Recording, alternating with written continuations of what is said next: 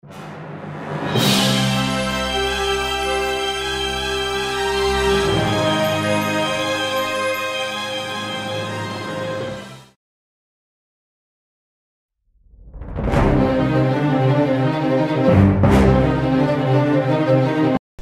and welcome to Head On with Minaz Merchant, our new current affairs show that puts facts first, narrative next, as it should do.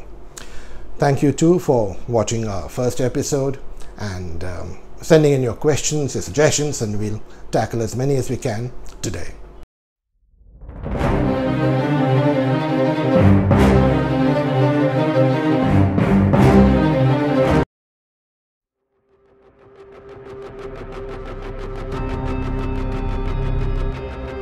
Welcome to, again, Vatsala Mendonça de Souza, the author and senior journalist. Welcome to the show again. Today we will talk about the serious situation that's developing between India and Pakistan over the terrorist strike and the pilot who's been captured, the wing commander. So if you've got your questions around this, do go ahead. I do. In fact, Minaz, that's exactly my first question. Now that our IAF pilot is in back custody, what measures do you feel should be taken? Yeah, it's a delicate situation. When you start an act of the kind that we've done on Tuesday morning, attacking the Jaish-e-Mohammed camp, eliminating hundreds of their terrorists, a retaliation from Pakistan was expected by the armed forces and by the political establishment. So we should be ready for this. But the pilot being taken into custody, we must remember, Pakistan is a rogue state. They don't follow the Geneva Convention. They don't follow any convention. So when you're tackling a lawless state like Pakistan, and they have one of our people in custody, one of our pilots who was shot down because we shot down one of their aircraft in the dogfight that occurred on Wednesday, this now leads to a serious situation, which Pakistan will use as propaganda. So we've got to be careful in the kind of action we take. There are four options that we have available to us.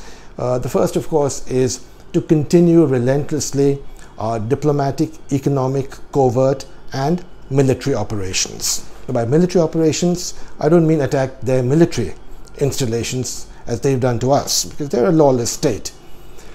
If they continue to attack our military installations, obviously, then that's an act of war into two, and you've got to, attack them back. But at the moment, particularly after Imran Khan's crocodile tears and his speech asking for a dialogue, which is complete rubbish, what we've got to do is relentlessly push the four dimensions, the four domains that we have been doing for the past few weeks. Economic squeeze. The MFN, of course, is very small, but the Indus Waters Treaty, as Nitin Gadkari has said, squeeze them on the waterfront and take all the water that is legally due to us. We're taking 10% less than we should be taking for decades.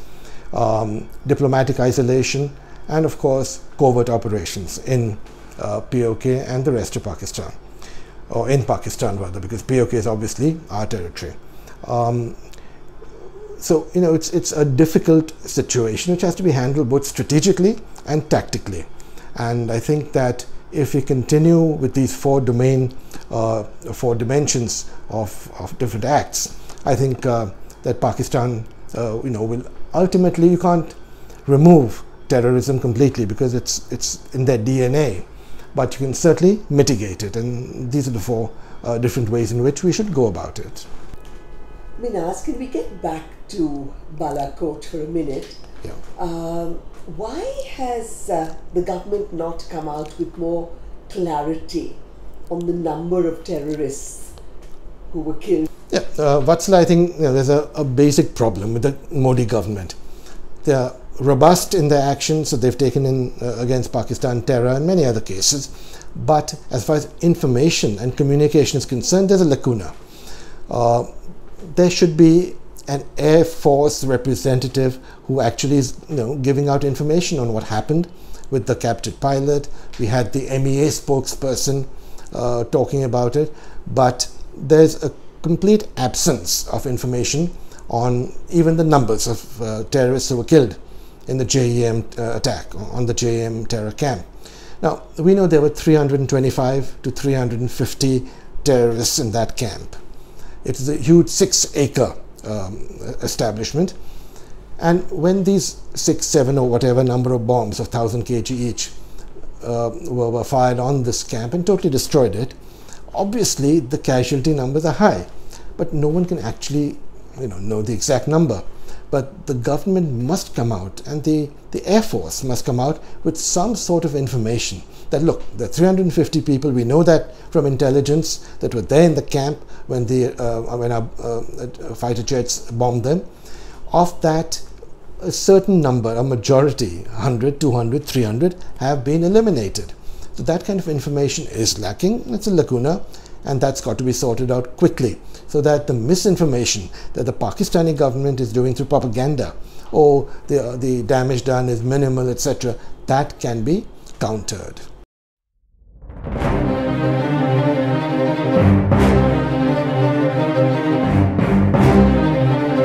And of course, Minaz, finally, the question that everybody wants to know: how will the current situation impact the coming Lok Sabha election? What's the impact is going to be significant. Elections are just 5 or 6 weeks away, early April, mid-April, and the Pulwama attack has created an absurd sentiment in favor of the BJP and the Prime Minister. The pre-dawn attack, has created again an impact. The capture of the pilot is a negative, no question about that, but that also will add to the anger against Pakistan. And depending on, as we said earlier, the kind of relentless pressure we maintain on Pakistan in terms of attacking their terrorist camps, the LET, the JEM and the Hizbul Mujahideen, continuing our economic squeeze on them, continuing our covert, whatever minor capabilities we have, using that, and the diplomatic measures that we're taking. If we continue doing that, then the government will definitely have an advantage. There's no question about that. And the opposition, the Congress-led opposition, is in a quandary because they can't not support the government.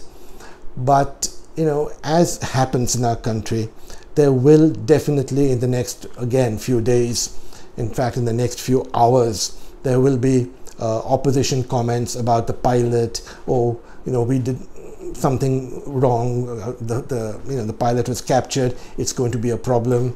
So there's already that all-party statement which has been issued on Wednesday evening, in which they say that they're concerned about the security situation, but the hidden subtext is that, the pilot has been captured and what are you going to do about it? So there's already undercurrents of the opposition trying to lessen the impact that at the moment is building into a wave for Modi.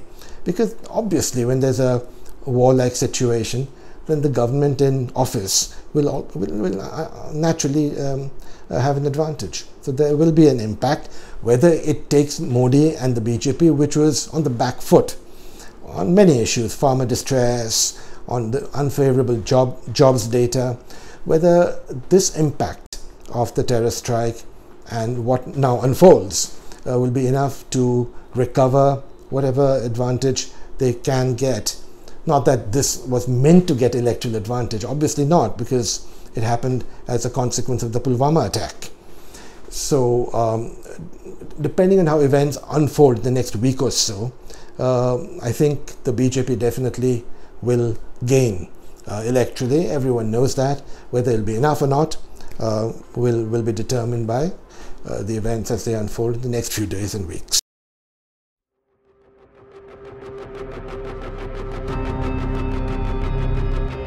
Minaz, there have been a lot of questions that have come in from followers, from your followers on Twitter. So I'd just like to get your responses to a few. Yeah.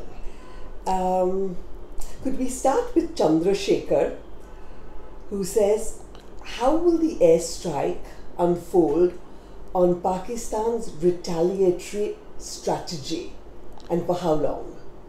Well, what has happened in the past few hours, the retaliation has taken place. Pakistan has attacked our military installation, the brigade headquarters. There was a dogfight. Fighter jets chased their fighter jets away. We shot down one of their planes. One of our MiG fighters was shot down. A pilot was captured. So that kind of impact has already been felt. But as we said earlier, to answer the question, we've got to continue the relentless pressure on all the 4 domains that we've spoken of. We don't want all-out war. Imran Khan, shedding crocodile tears, also says he doesn't want to escalate.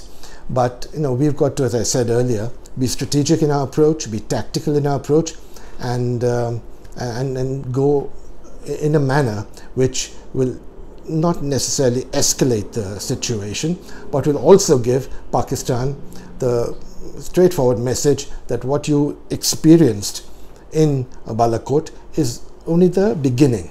It's not the end.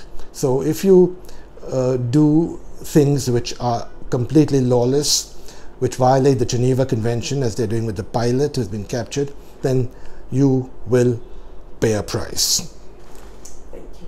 There's another question from Gaurav. Yeah. He asks, what would be the psychological impact on Pakistan if India gives up its no first use policy for nuclear weapons? Vatsala, that's an interesting question. It's a tough question because we've had this nuclear doctrine, no first use, for decades.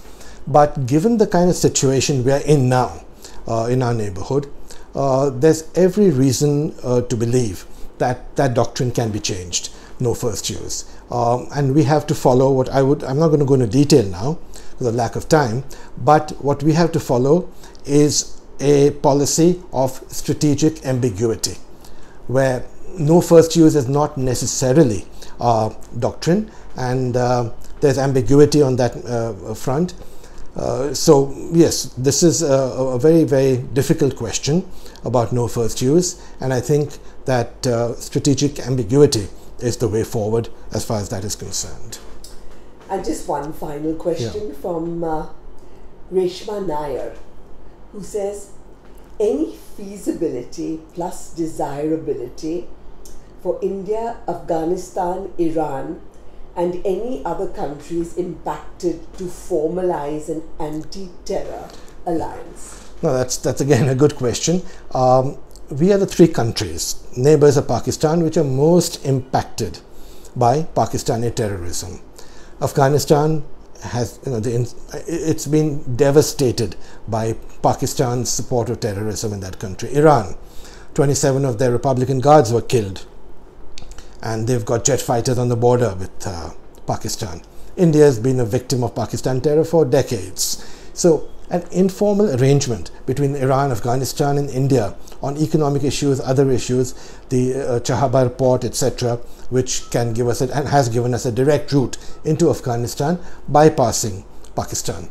All of these have to be put together. The economic triangular relationship, Iran, Afghanistan, India, and as Reshma says, an anti-terror arrangement. It can't be necessarily a formal organization, anti-terror organization, but definitely more intelligence sharing and more complementary strategies to fight and defeat Pakistani sponsored terrorism is definitely on the cards. Thank you very much, Minhas. Thank you, Vatsala, and thank you for watching, and we'll see you soon. Thank you.